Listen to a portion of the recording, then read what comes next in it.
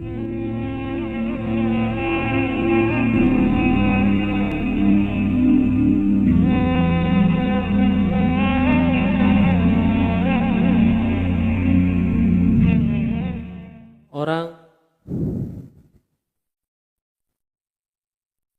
orang itu yang bagus itu adalah tengah-tengah antara roja dan khauf. Roja itu berharap kepada Allah, khauf itu adalah rasa takut.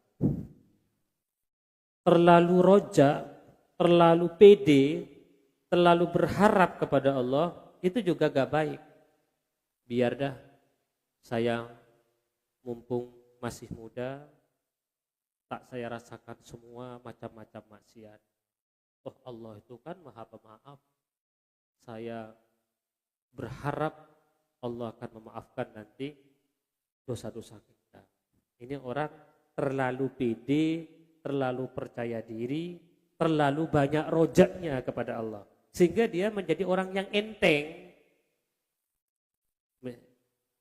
Ya Allah ada ki nyapa orang tang susah. Allah kan Maha Ar-Rahman Ar-Rahim. Allah kan Maha Pengasih dan Maha Penyayang. Jadi walaupun melakukan kesalahan, melakukan maksiat, toh nanti saya akan bertobat, toh pintu tobat Allah selalu terbuka. Itu berarti terlalu banyak rojaknya kepada Allah. Terlalu banyak harapnya kepada Allah. Sehingga menjadi pribadi yang enteng. Terlalu banyak takutnya juga kepada Allah. Dan gak diimbangi dari rasa roja, bagus. Bagus. Cuman yang lebih bagus tengah-tengah antara roja dan khauf. Kalau terlalu takut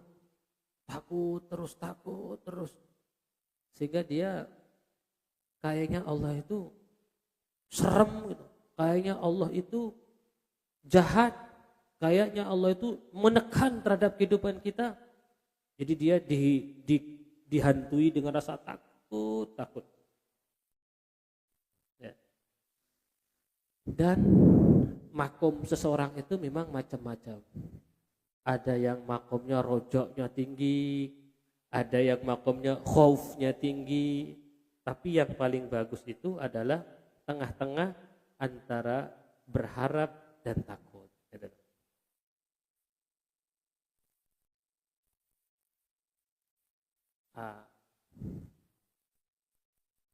Sifat yang jelek itu adalah pengecut. Dia nggak mau berusaha, dia nggak mau mencoba, dan dia itu orang yang mati sebelum bertanding. Itulah orang pengecut. Dia nggak mau berusaha dalam segala hal. Di dalam urusan ilmu dia sudah putus asa sudah. Kalau seperti saya ini gak mungkin bisa paham fikih. Kalau seperti saya ini gak bakalan bisa baca kitab. Usia sudah kayak sekarang, kesibukan sudah banyak.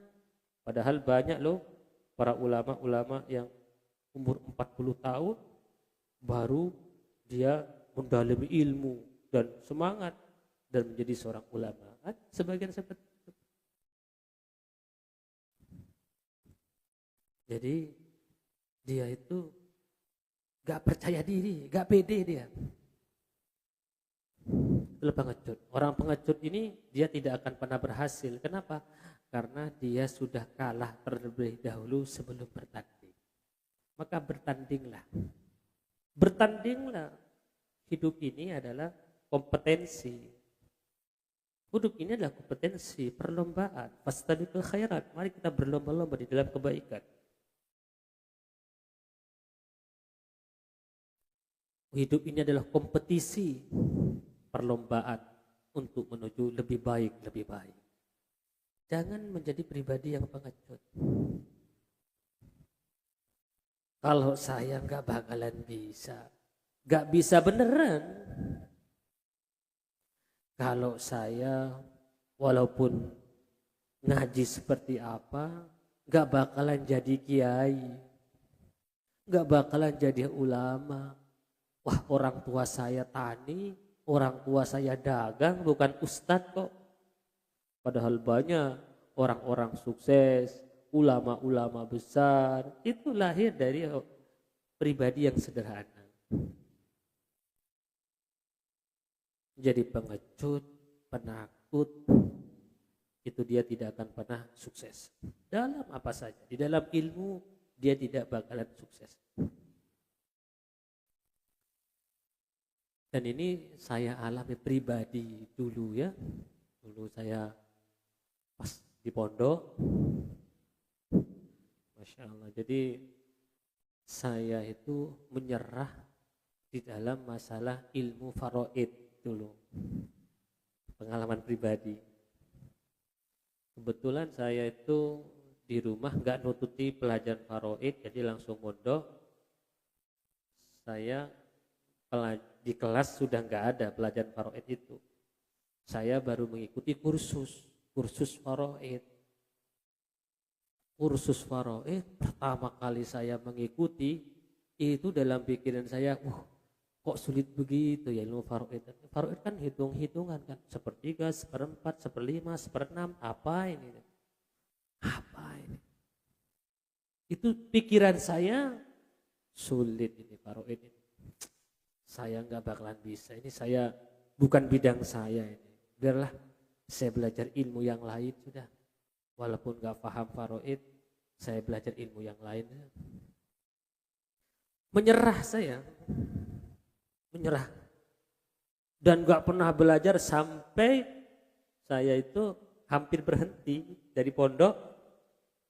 Baru saya belajar faraid.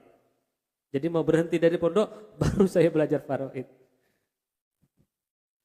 Kenapa saya belajar? Karena pikiran saya ilmu faraid ini adalah ilmu yang khususnya di rumah saya jarang diketahui. Mungkin di tempat yang lain ilmu faraid itu jarang peminatnya. Karena memang ilmu yang pertama kali dicabut adalah ilmu faraid. Jadi saya baru belajar, hampir mau boyong, berhenti di pondok, baru saya belajar faraid. Saya pikir ini kalau saya nggak menguasai, nanti ketika pulang di rumah, nanti takut nggak ada yang bisa mengajarkan ilmu faraid. Iya, kalau ustadz-ustadz di rumah itu, keluarga di rumah itu masih hidup, masih ada yang mengajarkan faraid, dan santri-santri, murid-murid nggak ada yang bisa dan nggak ada yang mengajarkan, gimana? Padahal itu adalah ilmu yang wajib diketahui. Fardu kifayah kan? Sehingga saya pada waktu itu saya harus bisa. Pokoknya saya harus bisa. Sulit kayak apa sih? Wong kitabnya kecil kayak gini faraid itu. Masa saya menyerah dengan kitab yang hanya beberapa lembar? Sulit kayak apa faraid itu? Saya harus bisa, pokoknya saya harus bisa. Saya sebelum berhenti harus menguasai. Semangat. Luar biasa. Ketika saya penuh dengan semangat dan keyakinan, saya pelajari, saya kursusnya kepada teman saya, ajari saya faraid. Saya tidak ingin berhenti tidak paham faraid, ajari saya. Alhamdulillah, Allah buka ilmu itu. Ternyata tidak sesulit yang saya pikirkan. Yang bikin sulit itu ternyata bukan pelajarannya, tapi pikirannya yang bikin sulit. Hanya jadi sulit benar.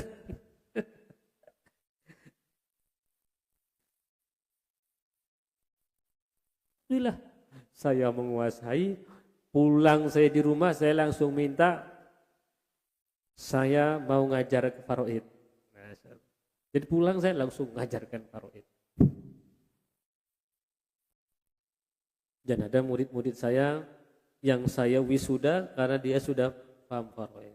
Alhamdulillah sekarang di rumah itu sudah biasain faraid. Insya Allah nanti akan banyak yang mengajar.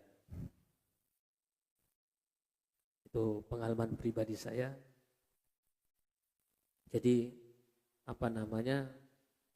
Yang bikin sulit itu ternyata pikiran kita yang bikin sulit. Ternyata ketika kita hadapi tidak sesulit seperti yang kita bayangkan.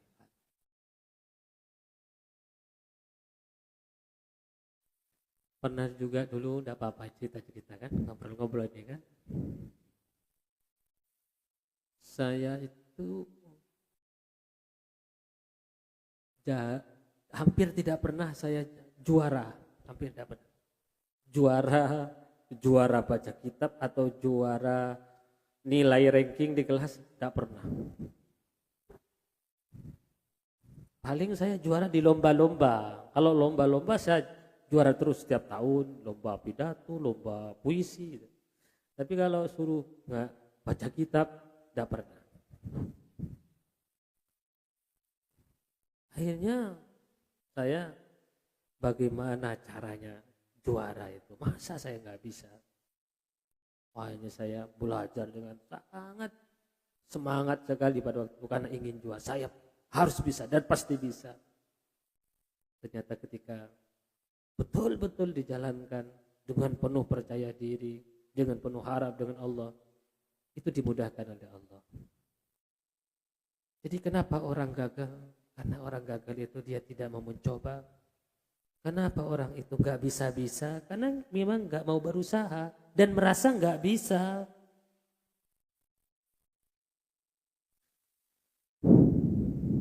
Sehingga dikatakan di dalam hikam itu kan ya, Ibnu Athaillah As-Sakandari, orang yang menganggap dirinya gak bisa alias dia putus asa. Orang yang putus asa itu dia itu su'ul adab kepada Allah. Orang putus asa itu dia su'ul adab kepada Allah. Jadi kebesaran Allah itu terbatas sesuai pikiran kamu. Paling saya ini gak bisa, paling saya ini gak bakalan jadi orang sukses. Jadi kebesaran Allah, maha kuasanya Allah diukur dengan pikiran kamu. Seakan-akan Allah gak bisa merubah nasib kamu. Seakan-akan Allah gak mampu merubah takdir kamu. Sudah diputus sendiri oleh kamu takdir kamu. Saya gak bisa. Walaupun gimana, saya gak bakalan bisa. Kamu tentukan takdir kamu sendiri. Padahal yang menentukan takdir itu adalah Allah. Yang menentukan takdir itu adalah Allah. Kenapa kamu tentukan sendiri takdir kamu? Urusan bisa, tidak bisa, itu urusan nomor 2. Urusan kamu berusaha. Urusan jadi apa itu gak penting. Yang penting kamu berusaha. Allah nanti yang menentukan kamu di mana tempat yang terbaik untuk kamu. Maka orang yang putus asa, dia su'ul adab kepada Allah. Dia melemahkan maha kuasanya Allah. Dia melemahkan kekuasaan Allah. Seakan-akan Allah gak bisa merubah nasib dan takdir kamu. Kamu tentukan sendiri takdirmu. Kamu tentukan sendiri nasibmu sesuai dengan pikiranmu. Nah itulah orang yang putus asa. Orang yang kalah sebelum bertanding. Maka bertandinglah. Sebab orang yang bertanding, orang yang berperang pilihannya 2. Orang yang mau berperang pilihannya 2. Apa itu? Menang dengan terhormat. Atau kalah dalam keadaan terhormat. Mati dalam keadaan syahid. Orang berperang. Orang yang mau bertanding pilihannya 2. Bisa gagal, bisa sukses. Orang yang mencoba pilihannya 2. Bisa gagal, bisa sukses. Tapi orang yang gak mau bertanding sama sekali, orang yang gak berperang sama sekali, itu dia sudah kalah sebelum bertanding. Oleh karena itu, hidup ini misterius loh ya. Kemana besok kita? yang belum menikah, di mana jodoh saya nggak ketemu-ketemu. Orang lain sudah kirim undangan pernikahan, kapan saya ini cetak undangan nikah? Perempuan banyak di kampung, tapi yang mana jodoh saya? Hidup ini misterius. Jodoh itu misterius, nasib kita misterius. Nggak ada yang tahu apa yang terjadi besok, nggak ada. Maka kita jangan terlalu pusing dengan apa yang akan terjadi besok. Jangan terlalu pusing apa yang akan belum terjadi. Dan jangan terlalu pusing dengan sesuatu yang telah berlalu. Waktu itu kan ada 3. Waktu yang madi sudah, waktu yang mustakbal akan, ada yang waktu yang sekarang. Waktu ada 3. Waktu yang sudah, waktu yang sekarang, waktu yang akan datang. Yang sudah, sudahlah, biarlah dia berlalu. Jadikan dia sebagai pelajaran. Jangan terlalu diambil pusing dan pikiran. Yang akan datang, janganlah terlalu banyak berencana apa yang akan datang. Nanti menjadi tulul amal. Terus apa yang kita lakukan? Yang sekarang kamu lakukan. Apa yang bisa kamu lakukan sekarang? Lakukan sekarang. Bagaimana waktu yang sekarang itu kita gunakan sebaik mungkin. Bagaimana nafas kita yang sekarang menjadi nafas yang bernilai ibadah. Nah, hidup ini misterius. Oleh karena itu, tugas kita itu hanya mencoba dan berusaha, mencoba, berusaha.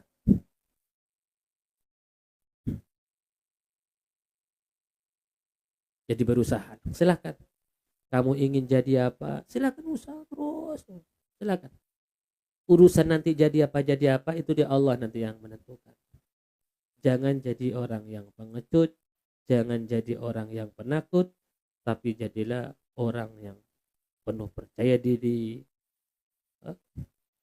penuh harap kepada Allah. Allah Maha Kuasa.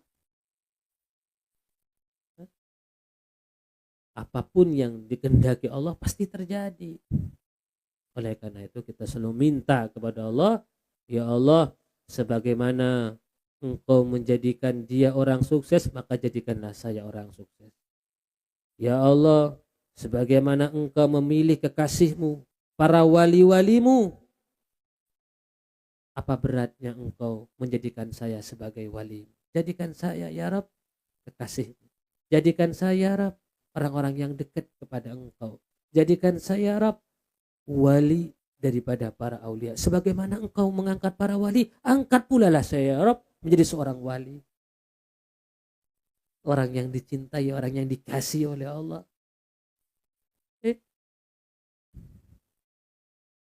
Ya, jadi ayo kita penuh percaya diri, penuh harap kepada Allah.